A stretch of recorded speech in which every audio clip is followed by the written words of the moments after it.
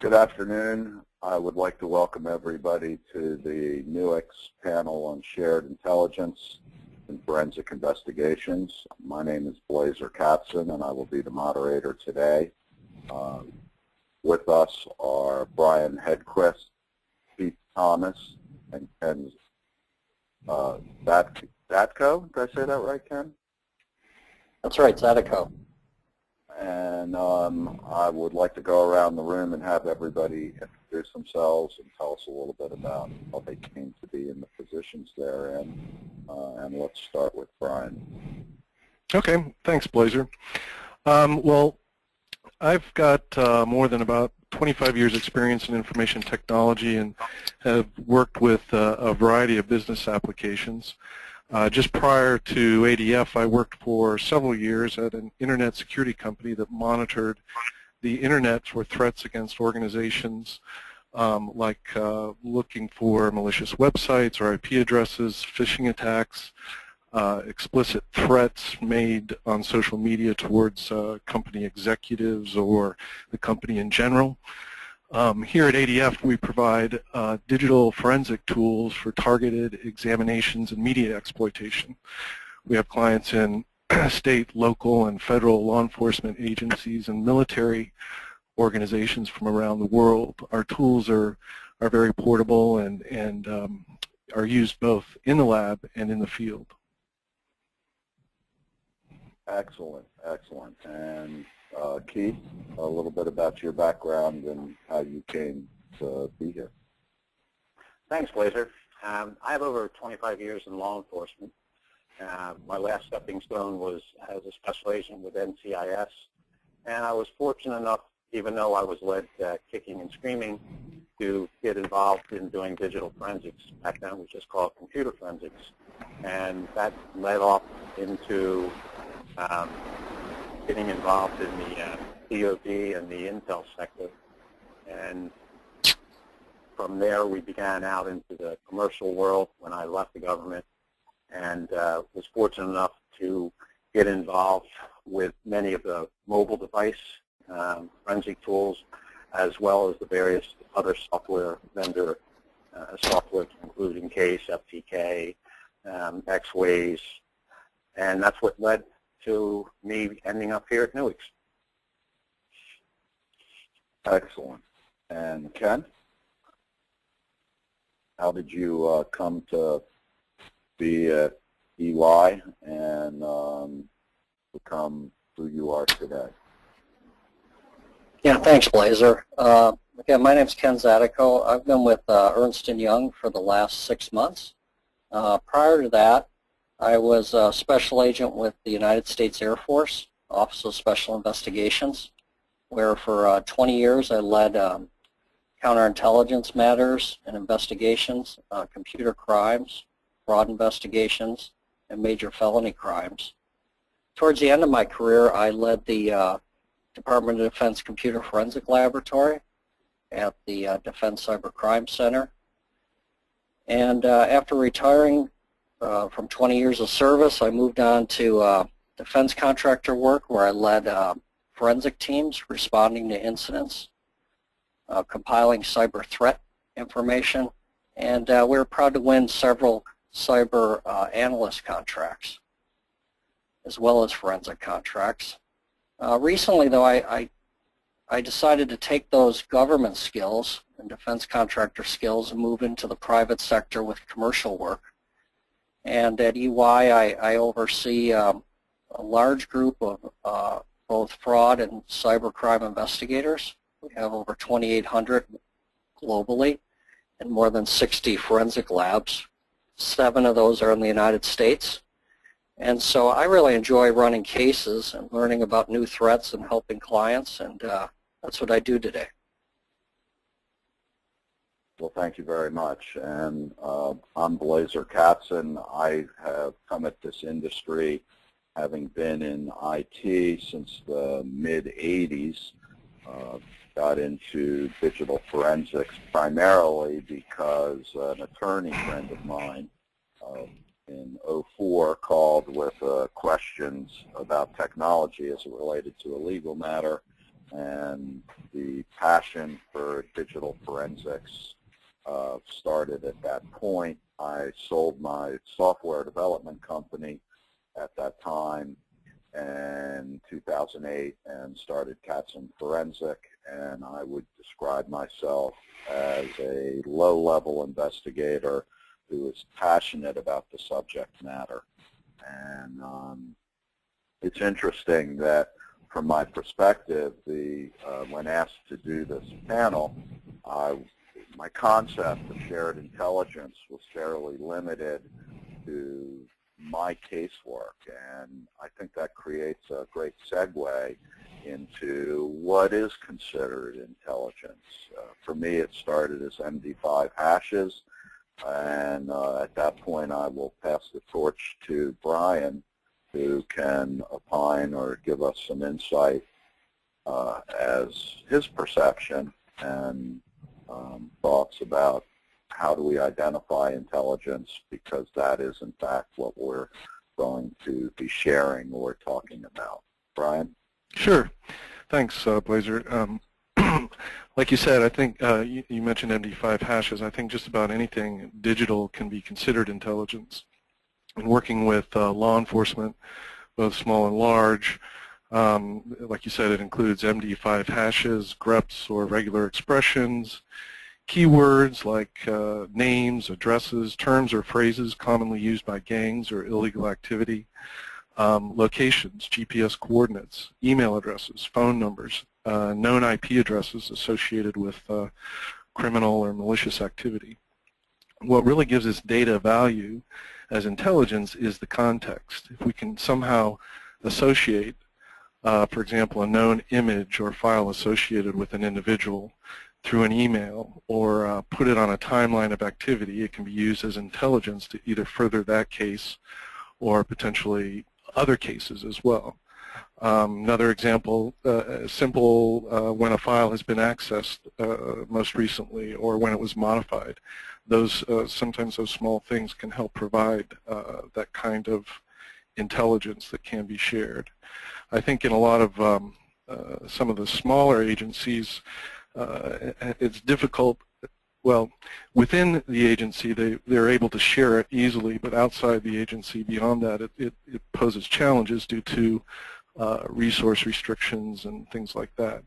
So, and they also don't have, they may or may not have internal IT infrastructure to make that stuff readily available. But I think the importance of being able to share this information and intelligence is becoming more and more important, both internal to an agency and external.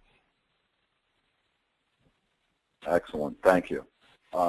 And when you scale this from the smaller LE and private sector investigators like myself to national security and defense concerns, I think that sharing intelligence takes on an even broader spectrum. And I was wondering, Keith, could you address some of that given your experience in the intel community? Certainly. As Brian stated, intelligence that was garnered during our classical forensic examinations 20 years ago, it wasn't to the extent of what it is now. Everything has gone digital. The availability of information that you glean and make into intelligence information, the ability to take that and make it applicable across the broad spectrum, whether it's on the corporate level, the intel field, or even down to law enforcement. The needs of this vast amount of intelligence that's garnered during investigation has greatly expanded and will continue to expand in full scope as to what we can share and what we can't share. And I think we've all seen, and 9/11 is a good example of that, the availability to share this intelligence information makes all of our jobs much easier and also leads us into other areas. So I think we're kind of at the forefront of the ability to share this, whether it's MD5 hashes from a corporate standpoint of information being gleaned from those corporations that shouldn't be, or whether it's from the law enforcement field. the ability to share from the smallest department to the largest department in the world, to share that information and make it sustainable in a manner that we can all access is one of the largest problems that we have currently ongoing. Certain agencies don't want to, and for obvious reasons can't share that intelligence information. But there needs to be a platform and a methodology to allow access across a broad platform so that we can all gain from what others have done, and also to start to put the pieces together. That's one of the big problems that they have in the DoD and the intel world, is you have something going on the West Coast and something going on the East Coast, and neither one of them know the fact that, hey, these are tied together. You know, just like a phishing scam or anything else, it's global. And the same thing with the intelligence to be garnered from that. The rewards are unbelievable. I'll pass it back to you. Thank you.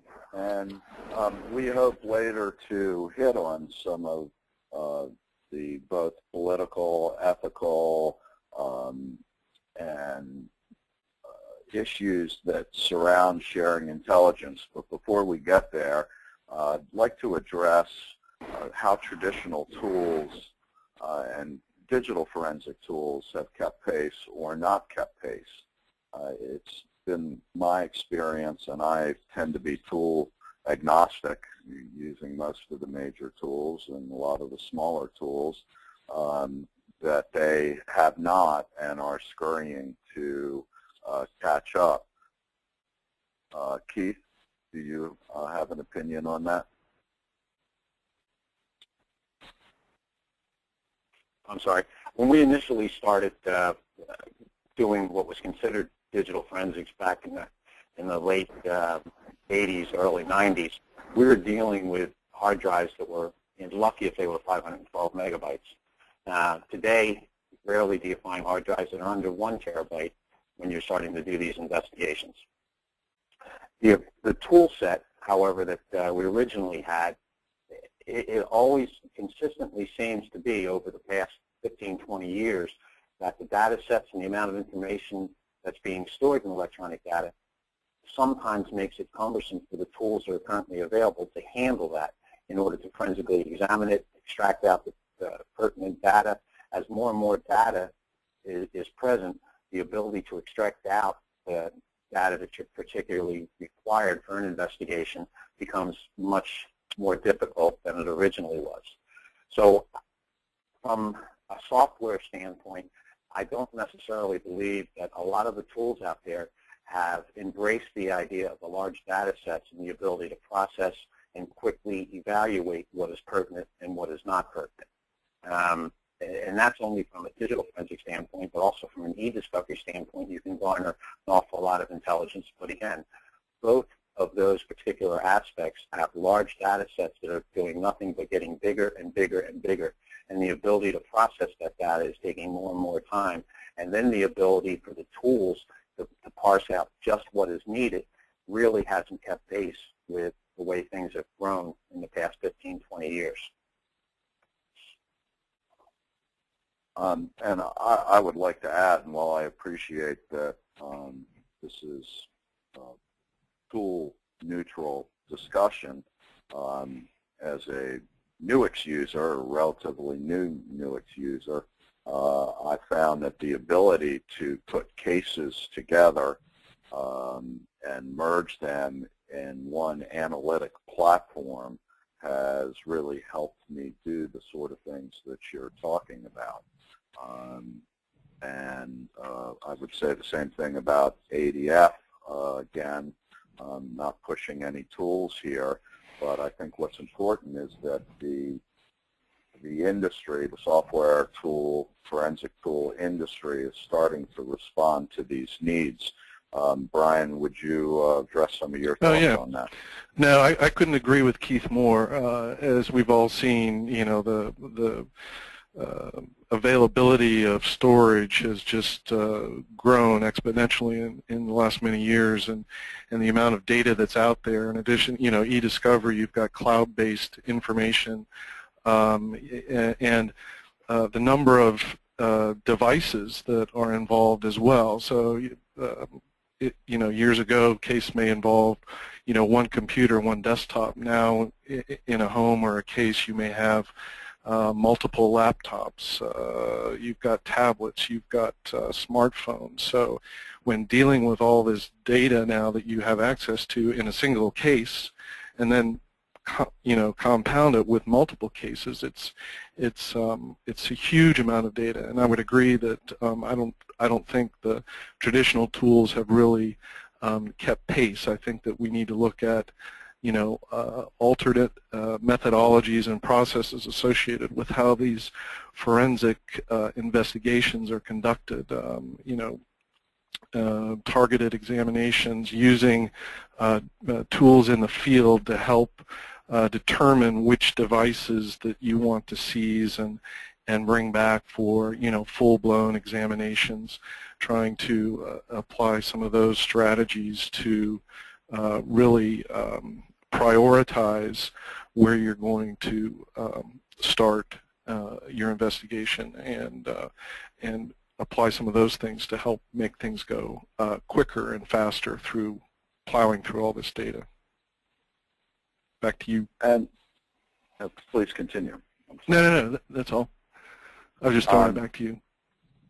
And one of the interesting points here is that there is globally shared intelligence relative to MD5s, rogue IP addresses, and we do hope to touch on that later, but the ability for tool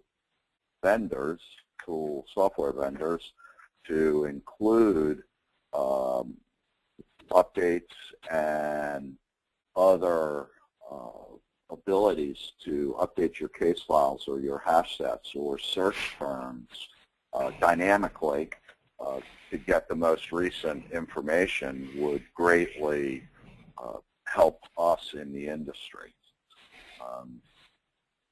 So moving right along, I think we've all agreed that it's important to share intelligence. Given the import to share intelligence, what are some of the problems associated with sharing intelligence? Ken?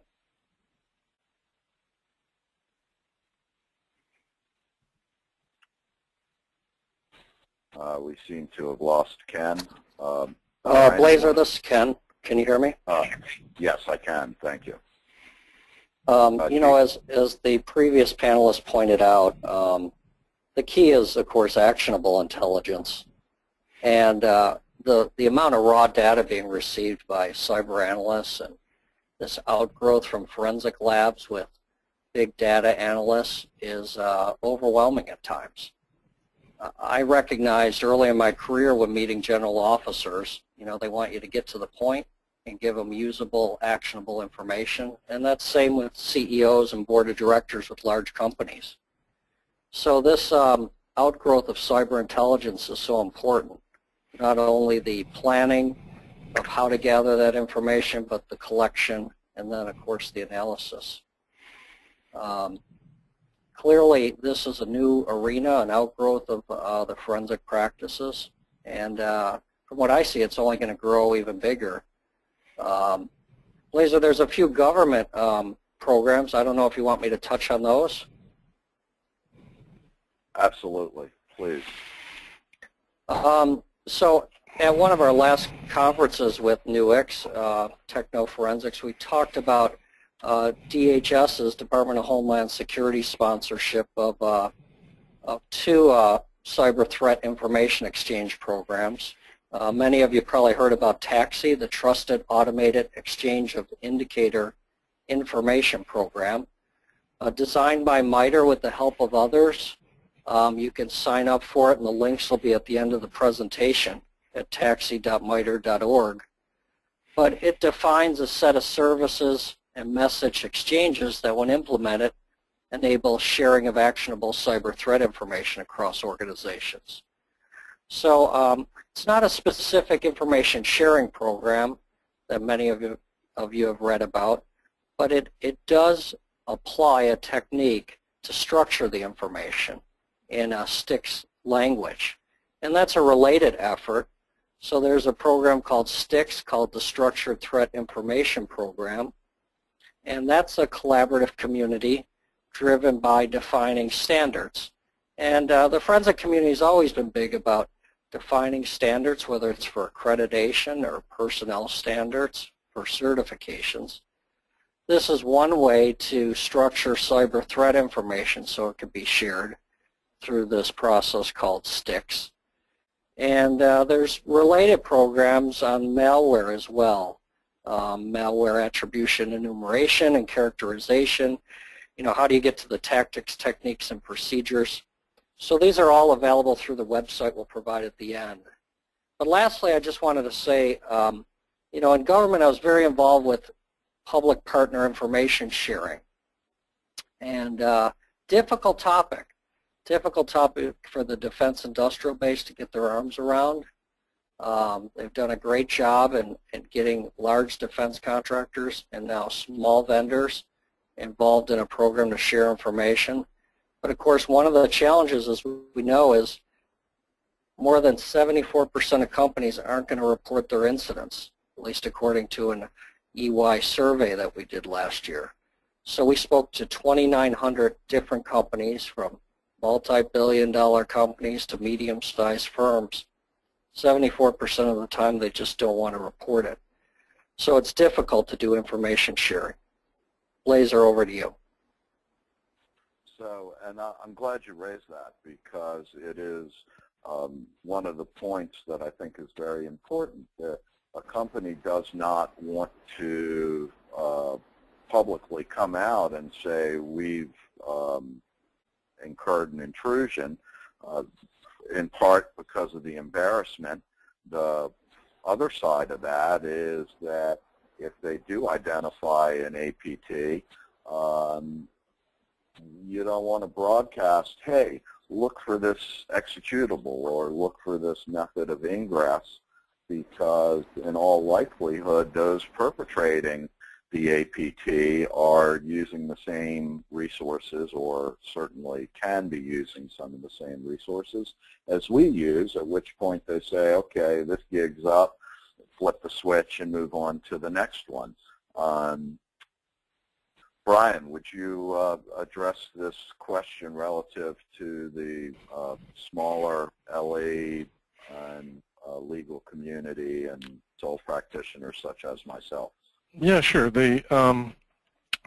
I think while maybe some of the obstacles and challenges associated with you know, local law enforcement, smaller agencies aren't quite the scale or as sensitive as what Ken was just mentioning, there are challenges, and typically they're associated with you know, lack of resources. You know, these agencies have small budgets, they don't have technical resources, you know, lack of money, lack of people to build, you know, an infrastructure or some way to, you know, store and easily share this intelligence across agencies. I think, as you mentioned earlier, Blazer, there's some vendors out there, or forensic tool vendors, that have provided ways, you know, in partnerships with some of the larger agencies, for example, ICE and NMIC, in providing hash sets, hundreds of thousands of hash sets that are assembled in these tools that can be used by any other law enforcement agency. There's recent examples. There's a large federal agency that was able to use those and search across. I think it was they had it was a very high-profile child exploitation case, child pornography, and they had seized 36 devices and with over 37 terabytes of data using traditional methods that would have taken possibly weeks to help identify, you know, which devices contained any evidence on them. By using these hash sets, you know, in a targeted fashion, they were able to identify the most important devices just in days. There was another recent case in the news where Google had helped identify a child pornographer in Texas based on hash sets that were provided to them from NMIC, and by comparing the hashes they were able to identify this individual who was then pursued and prosecuted. So while they're a little bit different than the federal and the larger scale operations, there's still many obstacles that need to be overcome at the law enforcement, local law enforcement level. Thank you. It's worth mentioning at this point to anybody attending the webcast that if you have questions, please ask them, and to the extent we can handle them in line, we will do so.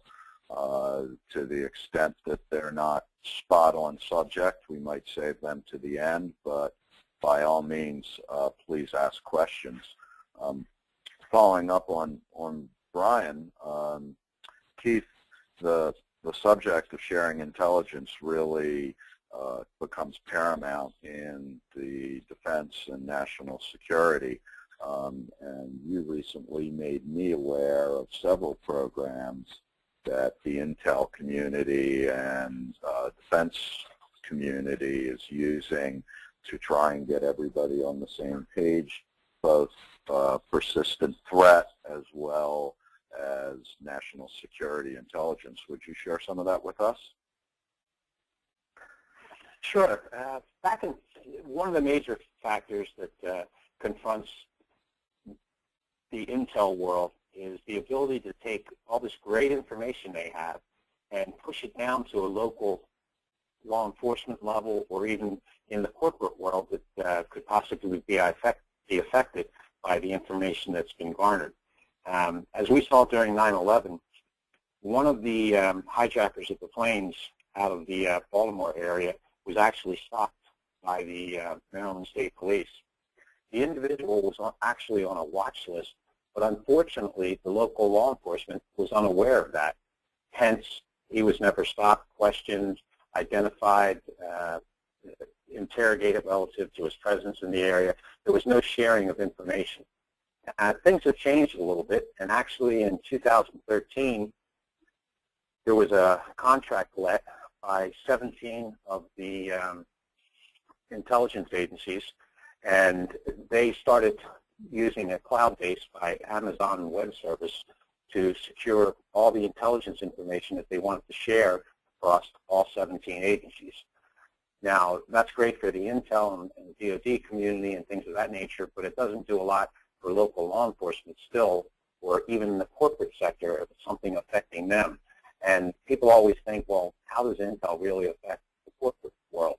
When you consider how many foreign nationals are working in corporations within the United States, that could have a major impact, both from DoD contractors, even up to pharmaceutical companies or anything else that may have information valuable to be exported to another company, another country. From a local law enforcement standard, there's been an organization called RISS, R-I-S-S, Regional Information System Sharings. And what's nice about this is, for smaller departments, they can join these. There's 6 of them throughout the United States, and there's a link later on in the slide presentation for this. When you join these types of organizations, you can share all sorts of information back and forth. They have the organization RISS actually maintains a database, so the local law enforcement doesn't have to. And in some instances, there's corporations that can also join on these. They offer many services, but more importantly, they've been molding and processing this information so that they can share it not only amongst the 6 of them themselves, but through all the member agencies that are involved in it. I've actively seen investigations that have been conducted out in California, members where they posted the particular information relative to the insignia, the methods of operation, the members, the tattoos, everything has been shared, and they've shared that information all the way back across the East Coast, where a lot of these gangs are starting to develop and materialize here that local law enforcement really hasn't been exposed to. when they have that type of database that they can go into and share that intelligence, it makes it much more easier, and they're not starting from ground zero. They can start from where all the information was originally obtained and gathered and put into the process. So this ability to share intelligence is what's going to make things much easier, but the methodology and the means is something that still has to be worked out, and hopefully it will be in the near future. Blazer? You know, it's very interesting for me as a small guy, sole practitioner, to hear some of these discussions. The troubles that I've run into in my investigations is that many of the services that are available to me or companies, entities my size, are for-pay services. And the numbers to get a subscription are astronomical from the standpoint of a small business. They are mid to upper 5, lower 6 figures annually. And I'm wondering if anybody on the panel is aware of programs or methodologies, services, etc., to address the needs of the small investigator. I mean, certainly in the Intel community, there is encouragement to share, but for large Fortune companies, that might not be there. Everybody's kind of keeping to themselves, and at my level, it's too expensive. We can't afford the $25,000, $50,000. Brian, do you have any thoughts on it? Blazer? Sorry? This is Ken. Regarding some of these information sharing programs, I asked my staff to do a little homework on them, and as you said, some are incredibly expensive. But one of them that's interesting is one of the newest information sharing and analysis centers, or ISAC, that's industry related, on the oil and natural gas sector. For large companies, the platinum membership, as you said, could be in the amounts greater than $50,000 for an annual fee. But there are some basic services to small businesses at a fee of $2,000. One recommendation I'd also make is, because companies are so concerned about vendor risk management, teaming with your large prime vendors can cause a cascading effect of free information under their vendor risk management program if a company can't afford these annual fees. Brian, what's your thoughts? Yeah, I think there needs to be some of these alternatives. I mean, they're, small to medium-sized companies just can't afford that. As I mentioned earlier, we provide, and as well as other vendors, access to some of this information that we work through our partnerships with some of the larger agencies. But yeah, there needs to be other alternatives and solutions that are available to the smaller organizations. Keith, with your experience in defense and intel, and my experience as a small practitioner, do you foresee or ever think it would become possible? Here, I'll give you a scenario. I do an investigation or get a call because a defense or related contractor, somebody with national security interest, has been penetrated. And sometimes in those cases, the contractor gets a phone call from a federal agency saying, we have reason to believe that your network has been compromised. We're interested in machines X, Y, and Z. And in those instances, I have been furnished with lists of rogue IP addresses, road, web addresses. Is there a way, in your opinion, or do you foresee in the future the ability for small contractors like myself, who are oftentimes on leading edge of identifying some of these threats, because we're dealing with the small networks that are most easily compromised, and the larger federal community? And I think, Ken, you might have something to say on this one as well. Pete? Most of the time, I have to agree with you. It's the intel world coming knocking at your door wanting something. But the reversal of that is, you know, Blazer, you do an investigation or you do an analysis and you find something that is extremely unique, which, based upon your research and everything, really hasn't been shared throughout the community. How do we go about taking the information not only from large corporations that have all this, but also from small entities that have great intel that they oftentimes dig up? But where do you go to put that? How do we share that information? And is that something that that people should be looking at? And my opinion, you know, as humble as it may be, is that it just can't be a one-way street where the large intel agencies and law enforcement agencies are knocking at the door. It has to be shared. And that's one of the problems that we consistently run into. Where can someone like yourself or a smaller agency or even a company go to autonomously place this information that maybe doesn't tie directly back to them for fear of retribution or for fear of harming their shareholders' stock value and things of that nature? And right now, there's not too many places out there that can do it. I really don't see the intel field as being too willing to share it outside of their own realm, which is difficult in many respects because of the methodology that's been used to gather that information.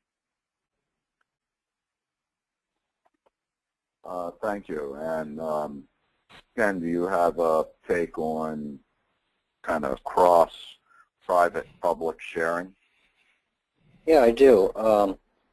You know, one of the things we recommend to our clients in medium-sized companies is to find a similar firm to start sharing information with. Find a colleague. If they don't have the time and resources to join these not only time-consuming but expensive membership groups and subscription services. So just the mere fact that two companies start to share can build on that within the local environment. But I think more importantly, these cyber threats are global trends, and what I see is that at least in some recent incidents with bank wire fraud that involve both schemes using computers and the telephone system, companies were receptive to reporting to overseas bank locations and to police departments overseas, but in the United States they weren't as receptive to reporting to their local police, the Secret Service, the FBI. And they didn't understand that you know, this may be a trend affecting other companies down the street. And so I think that's so important that the reports come into local law enforcement, both at the site where the perpetrator was as well as the victim sites, and to consider that. You know, for local law enforcement, it's tough to find a vehicle for information sharing. I know within forensics at DC3, they have the National Repository for Digital Forensic Intelligence. It's run by Oklahoma State University. And for police departments, there's an avenue to share forensic intelligence through that platform, but it is law enforcement only. Excellent. And we have a question which I'm going to turn back to you, Ken, because you kind of touched on it a little bit. The question, do you think it would be an unfair practice for companies to band together to share information such as vendor risk management, that the vendors may feel they're being unfairly singled out and loss of business because the companies banded together to share intelligence? You know, my take on this is that the question has a hint of of collaboration, but not from the standpoint of collusion, right? Correct, and you yeah. know, it's my opinion that this is where. No, this is a really interesting. Yeah, this is a great question because we looked at this during the Defense Industrial Base Framework Agreements. For example, if the initial pilot companies joined this program, is there an unfair advantage when they go to propose in government contracting? You know, did we just set the stage for that? So that was one of the questions asked. You know, I'd remind all companies, certainly they need to consult with their general counsel before signing up for any of these programs and releasing any information to government or other public forums. They need to take a close look at the antitrust rules. In my current position, we don't provide legal advice, but that would be the best advice I could give you. Your compliance officer, your vendor risk management office, and then your general counsel. Following on that, how, you know, if I were a large company, how would I go about, assuming that I went through all the steps that you recommended, how would we create that sort of collaborative effort with another large company, be they a direct competitor or not a direct competitor? And might that not be the opportunity for a trade association or some other non-for-profit larger umbrella to introduce this type of collaborative sharing, and to the point that it could be done anonymously? Ken?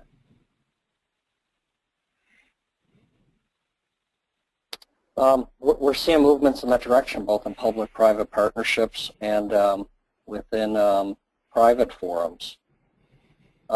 This is a really tough area, maybe one of the reasons some of these groups haven't grown because of these concerns. You know, I wish I had an answer for you other than these information sharing programs by companies and the government need to be thought out, and one of the best ways to do that is through framework agreements that are reviewed by general counsels. Excellent. Well, I would put it out to the attendees of this session to maybe be the groundswell to get this sort of thing started. I know it would greatly assist my practice. Moving on, Keith, would you address the different threats facing the defense industry, and from what you're seeing in the real world?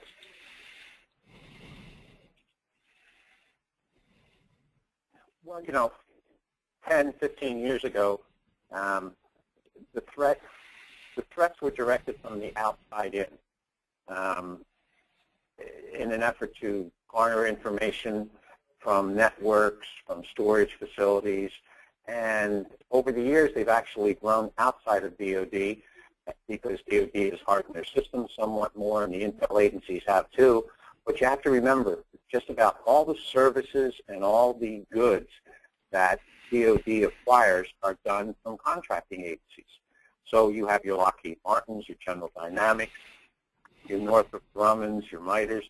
All the rest of them have now become sources of, or excuse me, have become targets that weren't previously described or utilized in an effort to get intel information out, because they're the ones that are developing the programs, developing ideas and software, hardware, intelligence, information sharing, all these different things that were previously held inside where the attacks came against DoD have grown out into the commercial world now.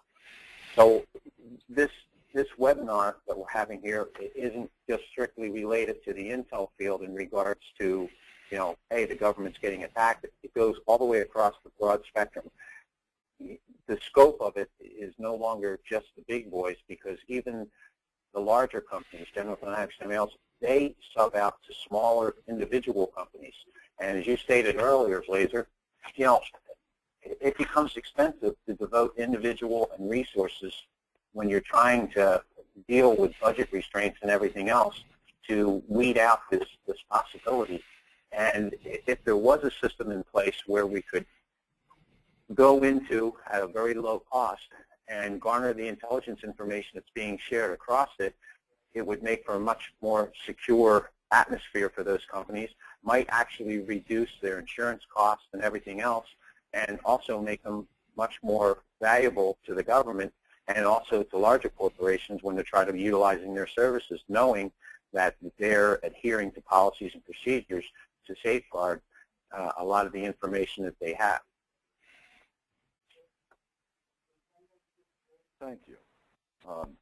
Ken, if you would address some of these other industries on the list, financial, oil, gas, retail. I kind of group life sciences, biotech, and manufacturing together.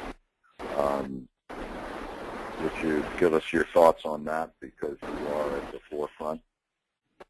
Yeah, I'd love to do that. You know, I didn't believe it. I thought everything was bits and bytes, and you didn't need to be concerned about different industries and different risks and threats, but it's clear to me these sectors are different.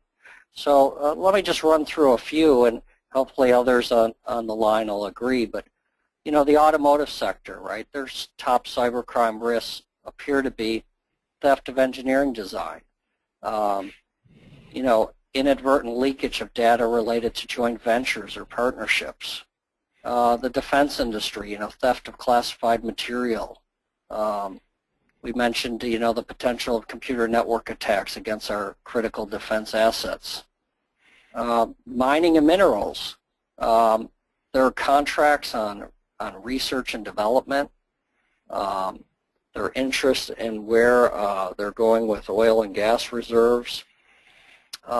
Operational disruptions by hacktivists all play a part in that sector, both in mining, minerals, oil, and gas. You know, the power sector with operational disruption by exploiting SCADA control systems has always been an issue, as well as now the smart meters. Consumer products, we see theft of research and marketing data. You know, it's amazing the product companies we see, from ones that manufacture plant seeds to dog food to ice cube makers. You know, very concerned and have had incidents involving theft of intellectual property. That's important to them, and could sink their business if they can't get their new products out. Life sciences or biotechnology is always a hot area for us.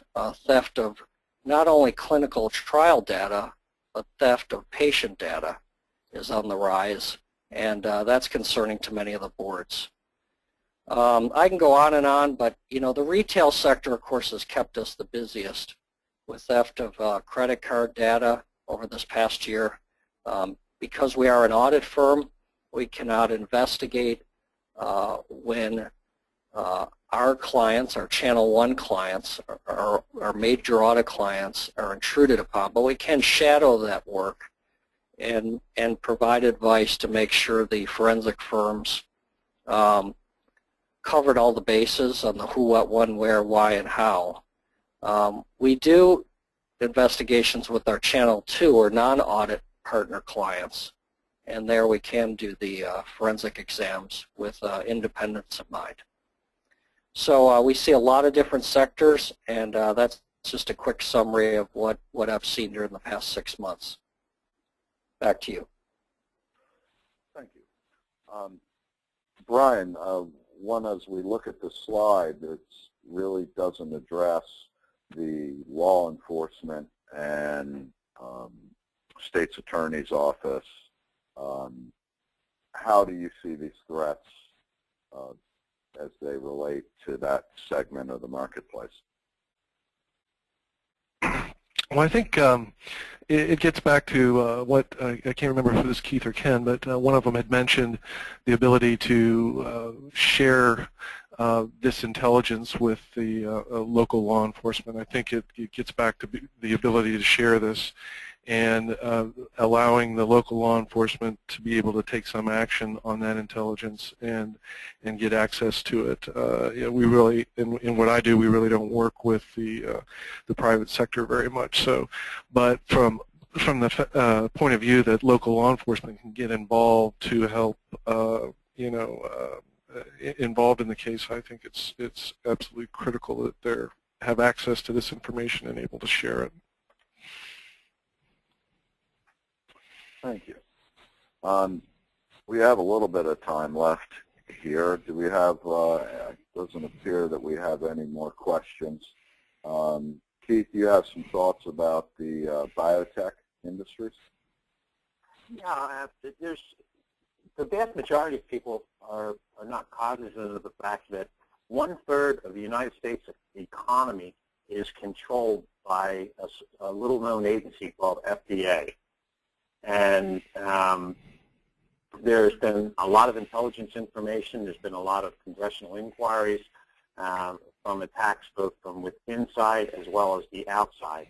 And there's been a lot of great information that has been shared on the methodology and the means and the resources and the application of particular malware suites that have enabled the actual stealing of information held by FDA for a lot of these drugs and manufacturers that are producing, a vast amount of income for the smaller companies out there. Everything that goes to FDA, utilizing the resources that were subsequently found out, was open to being stolen, basically. And a lot of this information has been shared with pharmaceutical companies, manufacturers, law enforcement, and even all the way up into the intel field, because those same means and methodologies can be cross-platformed, not just against a targeted agency like the FDA, but a lot of other. And so this is the first time I really have seen the sharing of intelligence information from one federal agency to the corporate world.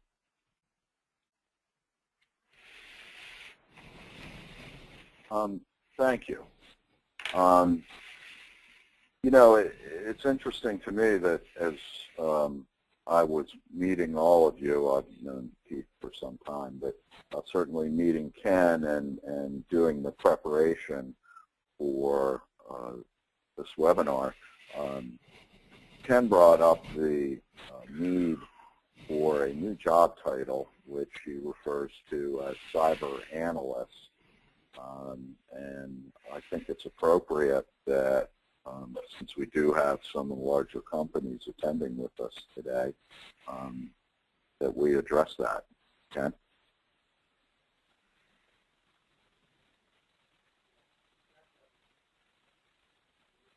Yeah, it was clearly an outgrowth of both the intelligence community and Department of Defense, where we saw a need for a tiered career ladder for forensic technicians, forensic examiners, and then this work that needed to be done that was typically done by a crime analyst. And so how do you merge computer science skills with intelligence skills to provide actionable information? And so you see the trend now of many in various sectors, especially the financial sector, hiring former intel analysts to address the cyber threat and really try to capture the top threats facing a client or certain business or joint venture. So I think, as many of you know on the call, this is a growth area, not just the threat reporting, but the need for these analysts to digest this vast volume of information and put it in a usable, actionable report. Excellent. Thank you. That's getting close to an hour, and that's about all the questions I have at this point. We have included, as part of the slide deck, some references to some of these things we have discussed, the STIX and TAXI, ICS, and RIS. And for those who did not want to post their questions publicly, they should feel free to email me at the address shown here. I would like to thank, first off, all the attendees for sharing their valuable time with us, and to all the panelists for your thoughts, expertise, and guidance as we go through this, and last but not least to Nuix, who put the whole thing together. Any closing remarks from anyone?